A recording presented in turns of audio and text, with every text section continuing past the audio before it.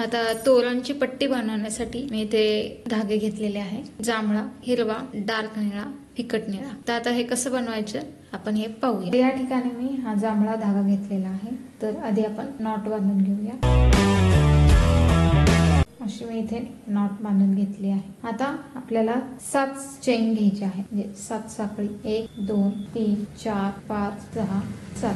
त्यानंतर सुईला 3 वेळा वेढा घ्यायचा आहे. 1 2 3 म्हणजे 3 राऊंड घ्यायचे आहे धाग्याचे. आणि पहिली जी साखळी केलेली होती, पहिली जी चेन केलेली होती त्यामधून धागा काढून घ्यायचा बाहेर आणि 2-2 धाग्यांनी धागा बाहेर काढून घ्यायचा. 2-2 चेन मधून धागा काढून घ्यायचा. 1 2 3. आता शेवटचे 2 उरले, त्यातून परत एकदा धागा. 4. परत असंच 6 साखळी घ्यायची, म्हणजे 6 चेन घ्यायच्या. 1 2 3 4 5 6. आता जिथे आपण जॉईंट केलं होतं साखळ्या दोन्ही, तेथून आपल्याला सुई घ्यायची. त्याआधी सुईला 3 राऊंड घ्यायचे धागे. 1 2 3. आता जिथे जॉईंट केलं होतं त्यामधून आपल्याला सुई काढून घ्यायची आहे.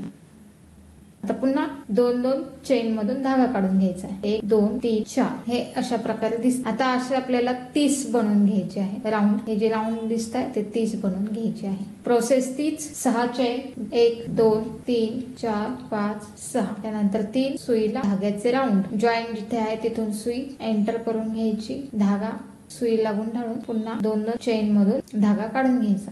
तुम्ही बघू शकता हे असं तयार होतं. 1 2 3 4 5 6 चेन, 1 2 3 राऊंड. पुन्हा जॉईंट मधून धागा काढून घ्यायचा आहे. 2-2 चेन मधून धागा काढून घ्यायचा आहे. 1 2 3 4. हे असेच मी बाकीचे बनवून घेते. अशा आपल्याला 30 बनवून घ्यायचं आहे. आता या ठिकाणी आपल्या ह्या म्हणजे 2 साखळ्या मिळूनचे हे 30 पूर्ण झालेले आहेत. तुम्ही बघू शकता. मी इथे दाराचं जे माप आहे त्यानुसार मी इथे 30 राऊंड घेतले आहे.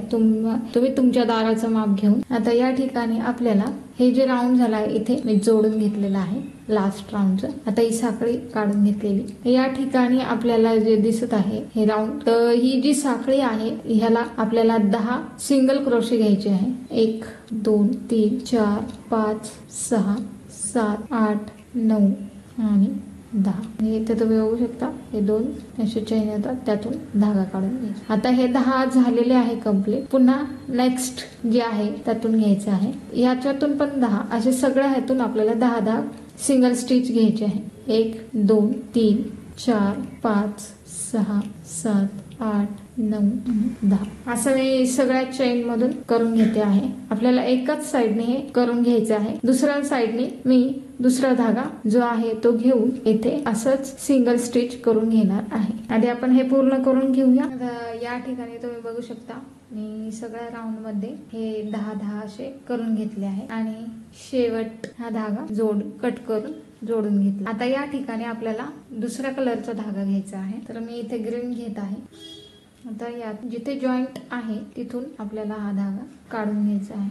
अशा प्रकारे एक स्लिप स्टिच करून घ्यायची आहे आणि त्यानंतर आपल्याला 10 सिंगल स्टिच करून घ्यायचे आहे. 2 3 4 5 6 7 8 9 10. आता या ठिकाणी नेक्स्ट राऊंड मध्ये आपल्याला असेच 10 सिंगल स्टिच करून घ्यायचे आहे.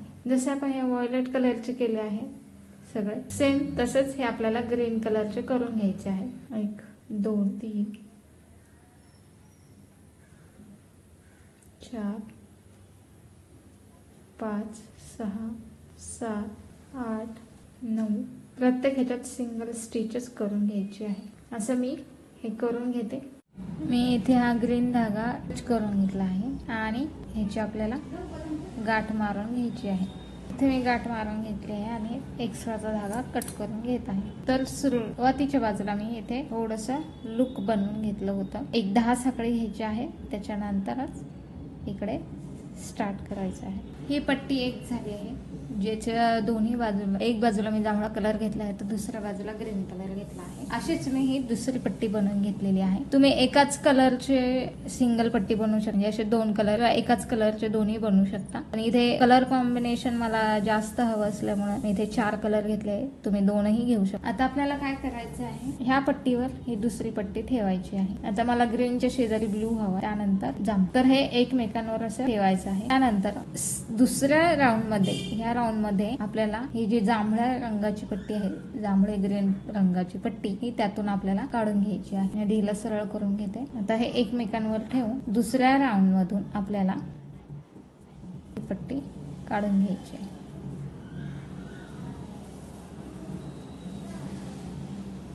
हे अशा पद्धतीने. आता खाली आपल्याला ही पट्टी दिसते, कारण की ही ओवून घेतल्यानंतर ही पट्टी वर आली. ग्रीन आणि जांभळी, ब्ल्यू जे कलर आहे, एक डार्क आणि एक फेंट कलर, म्हणजे फिकट निळा आणि डार्क निळा. आता ही पट्टी आपल्याला या ग्रीन आणि जांभळ्याच्या मधून काढून घ्यायची आहे.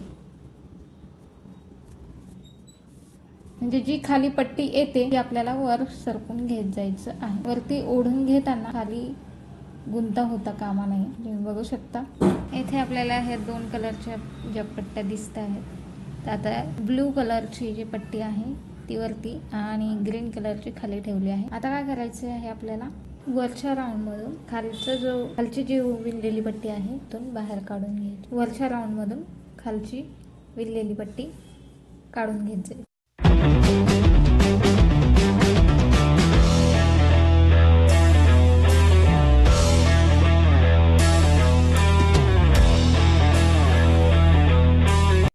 या ठिकाणी ही तोरणपट्टी करताना एक कलर डार्क आणि एक फेंट असं घेतलं तर ते अजून उठून दिसेल. जी वरची तोरणपट्टी आहे पूर्ण झालेली आहे. तुम्ही बघू शकता ही अशी आपली तोरणपट्टी तयार. आता शेवटला जे आलेले आहे आपले हे, तर हे मी व्यवस्थित फिक्स करून घेते. हे तुम्ही शिवून घेऊ शकता. ही अशी तोरणपट्टी आपली तयार आहे. तर या ठिकाणी मला मल्टी कलर घेण्याचे कारण की अशी पट्टी बनवून जे मोरपीस तयार केलेले आहे ते या ठिकाणी लावायचे आहे. ह्याला कॉम्बिनेशन म्हणून मी अशा कलरची पट्टी तयार केलेली आहे. तर मोरपीसचं तोरण कसं करायचं हे मी पुढील भागात सांगेन. तोपर्यंत व्हिडिओ आवडल्यास लाईक, शेअर, सबस्क्राईब करायला विसरू नका. तोपर्यंत धन्यवाद. भेटूया पुढच्या भागात.